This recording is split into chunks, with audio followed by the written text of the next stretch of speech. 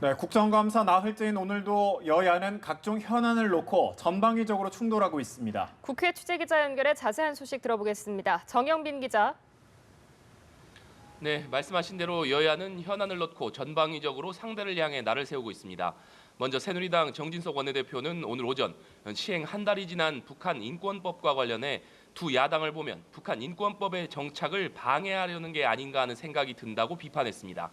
이어 두 야당은 사드나 북한 인권법 같은 북한이 싫어하는 일은 반대하고 대북 지원 같은 북한이 좋아하는 일만 한다는 오해를 받지 않길 바란다고 덧붙였는데요. 시위 진압용으로는 물을 제공하지 않겠다고 한 박원순 서울시장을 향해서도 현행법 위반 소지가 있다며 즉각 발언을 취소하라고 요구했습니다. 더불어민주당 추미애 대표는 박근혜 정부의 권력형 비리가 점입 가경으로 불공정한 한국의 끝을 보는 것 같다고 주장했는데요. 미르와 K스포츠재단 의혹을 언급한 뒤 민생 국감을 내팽개치고 대통령 측근 비선 실세를 비호하는 국감으로 치닫고 있다고 비판했습니다.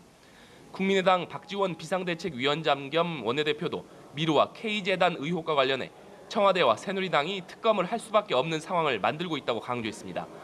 반면 여야는 태풍 차바로 극심한 피해를 입은 지역에 대해서는 적극적으로 지원해야 한다며 한 목소리를 냈습니다. 네, 최근 영창 발언으로 논란이 됐던 방송인 김제동 씨의 국감 출석 여부가 관심을 모지 않았습니까? 결국 출석하지 않는 걸로 정리가 됐다면서요. 네, 그렇습니다. 오늘 국방위는 합참을 대상으로 국정감사를 진행하고 있는데요. 국감에 앞서 새누리당 소속 김영우 국방위원장은 최근 영창 발언으로 논란이 된 방송인 김제동 씨의 증인 출석 요구를 받아들이지 않겠다고 밝혔습니다.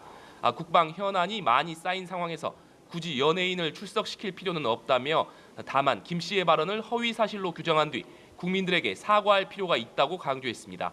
이 밖에도 오늘 모두 13개 상임위에서 국감이 진행되고 있는데요. 국세청을 대상으로 한 기재위 국감에서 야당 의원들은 미르와 K스포츠재단의 기부금, 모금 내역 등을 집중 추궁하고 있습니다. 더민주 박영선 의원은 국세청장에게 두 재단의 설립 이후 기부금, 영수증 발급 명세서 등을 제출하라고 요구하기도 했습니다. 지금까지 국회에서 전해드렸습니다.